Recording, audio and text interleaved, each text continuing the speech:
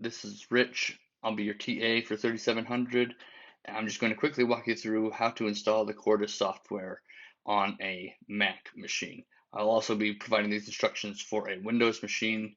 And if you're on a Linux machine, the steps are going to be almost exactly the same as the Mac machine. So let's get started. The first thing you'll want to do is make sure that you have a copy of the Windows operating system ISO. That's an image file that you can use to install the Windows operating system. To do that, you're going to go, we'll use our student discount. We actually provide this software for free through the software catalog. So if you go to software-catalog.app.utah.edu, you'll be brought to this site where, you might be prompted to log in. So you'll log in and then you'll be brought to this site where you can go down here and click on Get Started with Microsoft. And once you're here, you'll click on the Get Windows 10 Upgrade.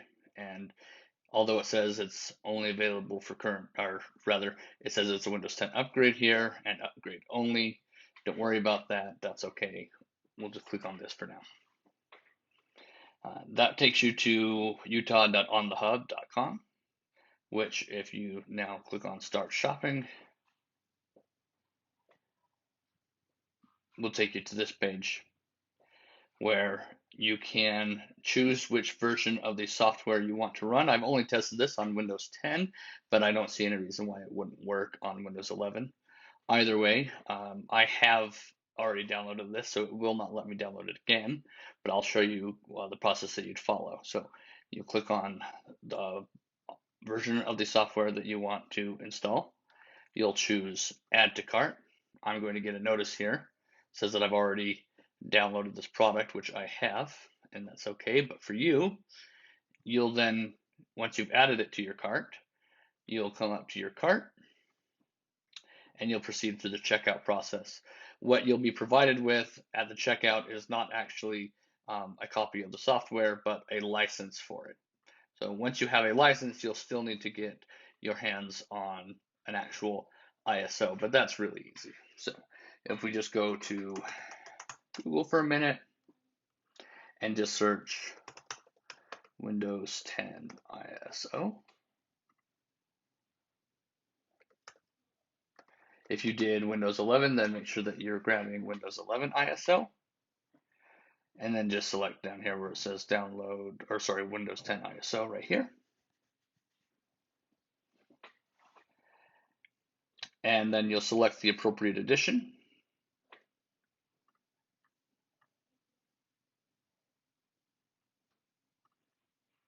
There we go. Just choose multi-edition. That'll be the only version that's available to you. And then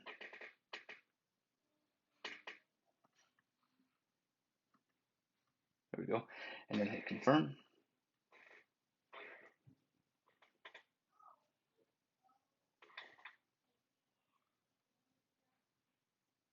Okay, then it's going to ask you what language you want to use.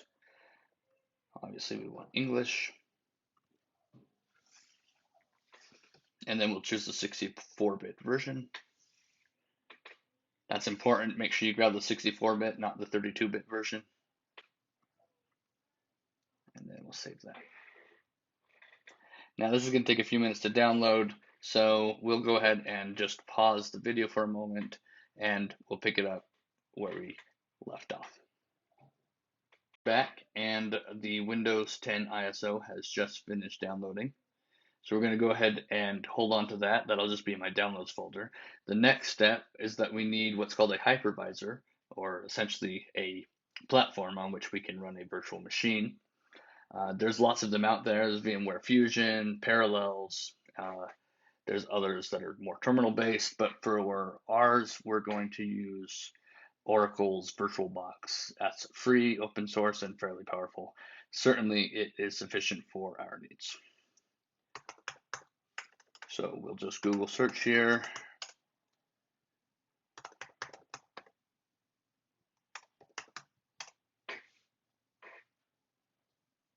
And even if you didn't spell it correctly, like I didn't, it'll still take you to the right spot.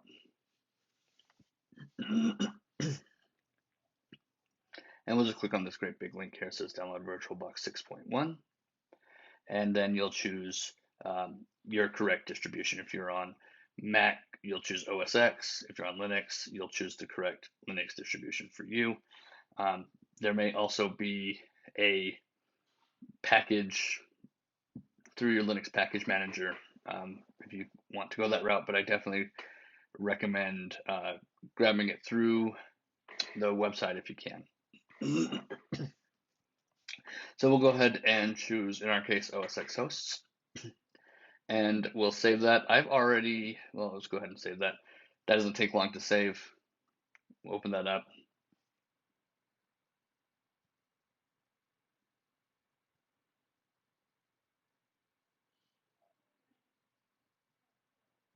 Okay, and then you'll click on virtualbox.pkg, and that will take you through the process of installing VirtualBox. You'll just go straight through with all the defaults, nothing really to change. I'm not going to do that because I've already installed VirtualBox on this machine. So instead, I will just launch launch VirtualBox.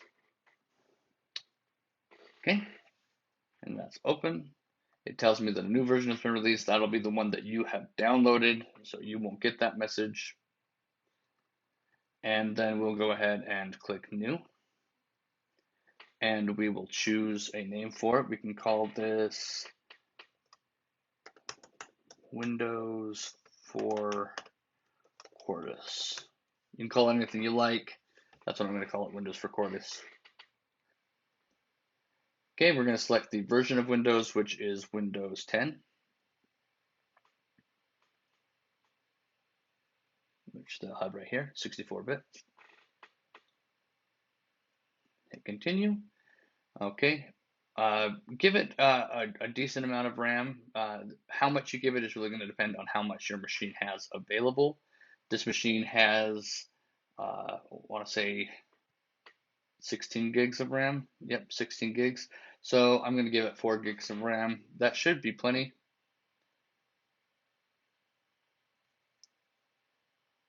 Continue.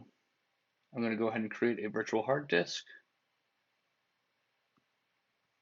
And I'm going to choose VirtualBox disk image and choose dynamically allocated. This will save you quite a bit of space because otherwise it will use the space immediately after you assign how much space the disk should have. Here,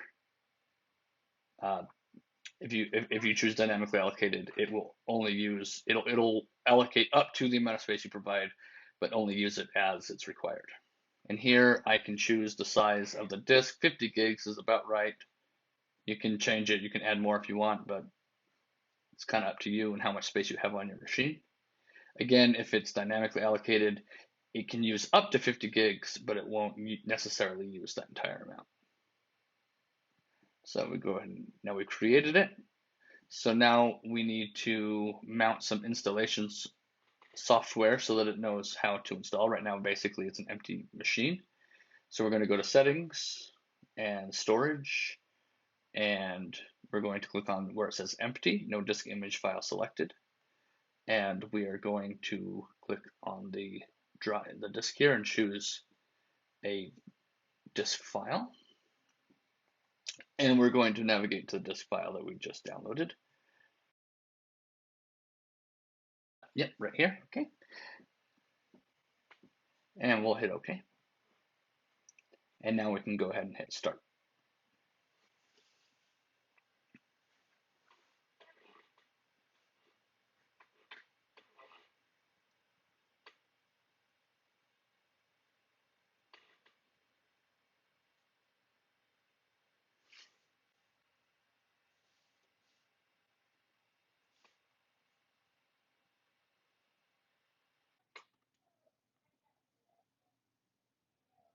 Do a custom install. We'll pick our drive. We don't need to format anything. It's all empty right now. So we'll click on next.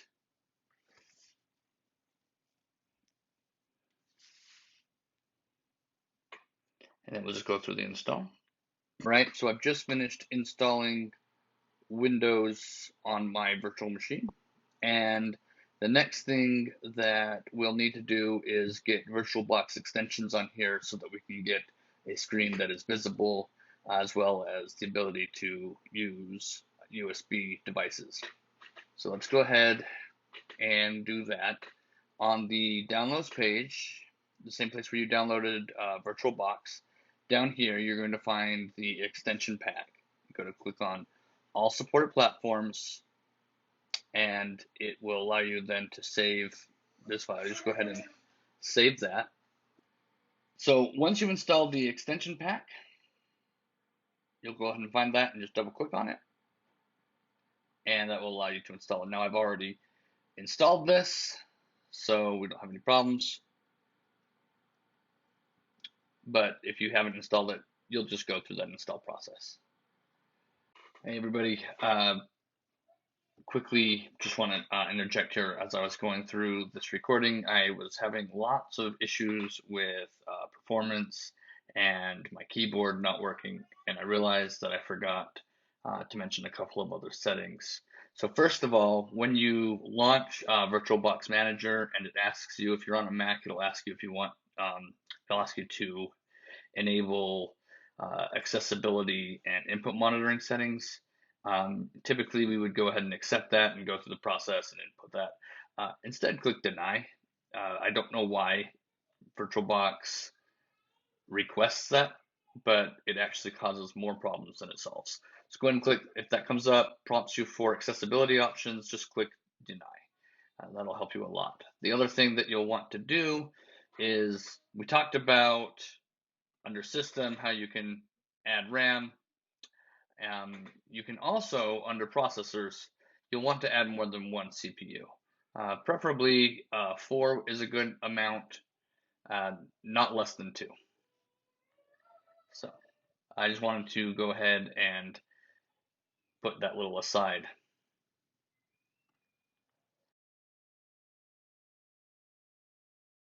We're going to come over to devices, and we're going to choose insert guest edition CD image.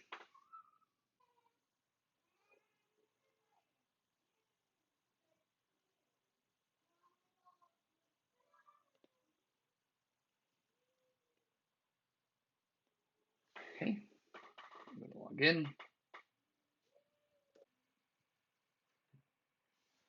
All right.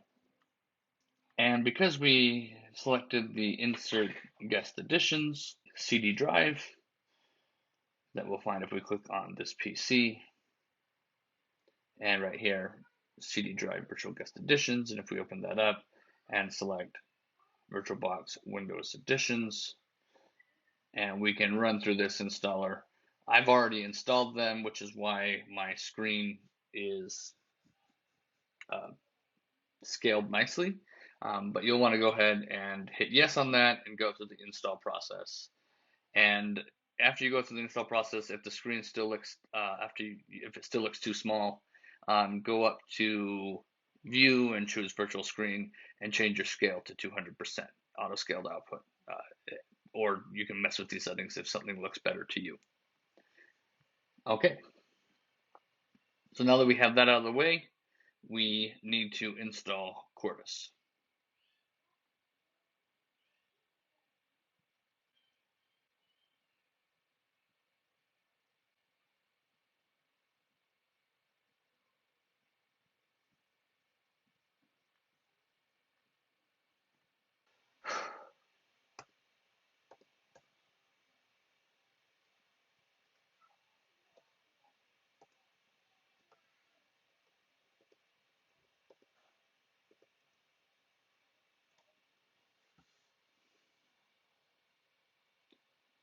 Okay, and we will choose the download center for FPGAs link, fpgasoftware.intel.com.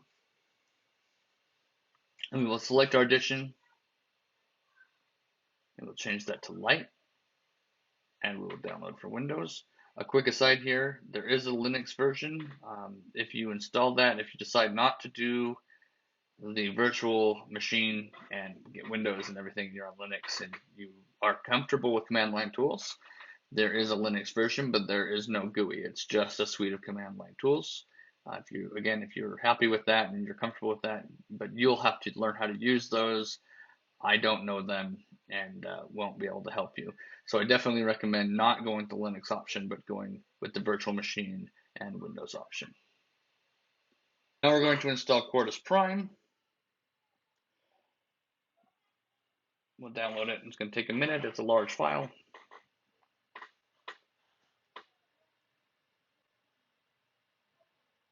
And while that's downloading, we also will need to grab the correct device support. And for the FPGA model that we're using, we want the Max 10 FPGA device support because the the development board that we'll be using is built on the Max 10 chip. Just a quick note for computer engineers that are going on to 3710.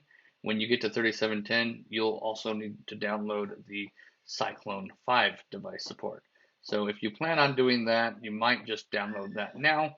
But for this class, you only need the Max 10 FPGA device support. We'll download that as well. All right, now that it's been downloaded, we'll go ahead and open it and install. There we go. I'm going to go ahead and hit yes.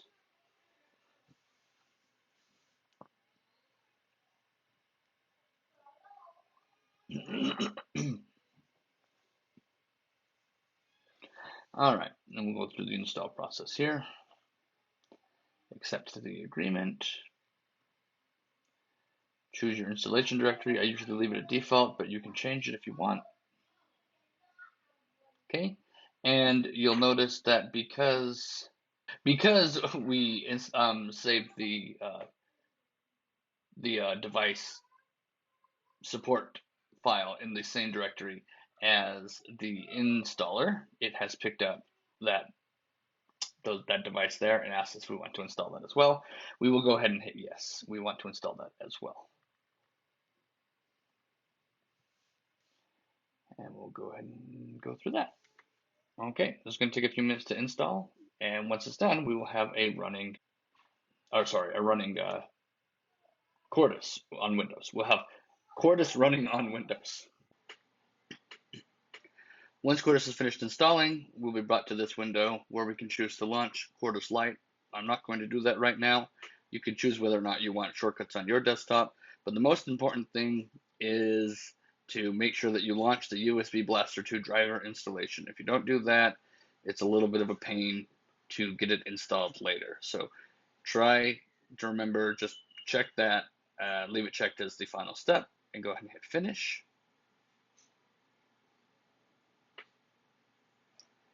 And then we'll go through and hit next. This will automatically install the drivers that we need.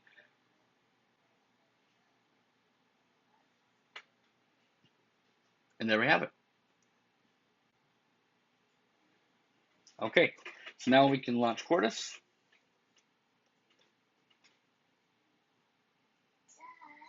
All right, so we are going to go ahead and choose to run the Quartus Prime software and not buy a license. The licenses are expensive. We'll go ahead and hit OK.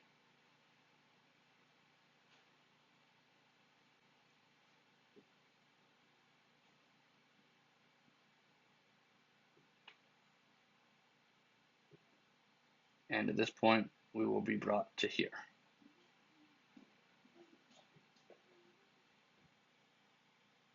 All right.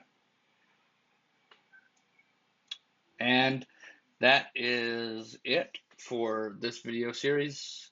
I will be providing a small sample program that you can use to test and make sure that everything is working. I'll also be providing a guide on how to connect your FPGA and make sure that it's being seen as well.